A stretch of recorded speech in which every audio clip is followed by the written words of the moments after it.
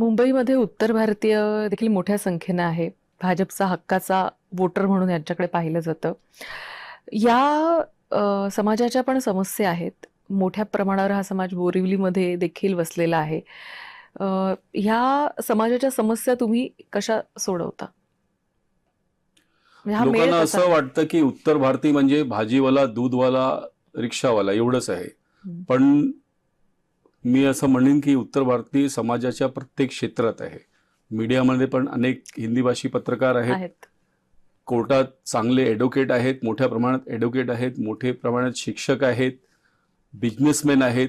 नवीन पिढी जे दुसरी तिसरी पिढी आज मुंबईत राहते त्यांचं गावात संबंध आहे अशी पिढी आहे जी चांगली मराठी बोलतात. या मातीशी त्यांनी आपलं नातं जोडून ठेवलं आहे. तर विविध वर्गाचं समस्या वेगवेगळी आहे आणि त्याची मला समज आहे. म्हणून जेव्हा मी हॉकर्सच्या विरोधात भूमिका घेतली तर जौनपूर आणि बनारसमध्ये सुद्धा तिथल्या लोकांनी माझं स्वागत केलं की एक मर्द आदमी है जो करताय. त्यांनी हे नाही सांगितलं की उत्तर भारतीय विरोधी भूमिका घेतली. कारण त्या बोरिवली स्टेशनवरती रिक्षाने येणारा किंवा टॅक्सीने येणारा जो ड्रायव्हर आहे किंवा सारथी आहे तो सुद्धा उत्तर भारतीय. तो पहिला बोरिवली स्टेशन अवॉइड करत होता, आता तो तिकडे जातो.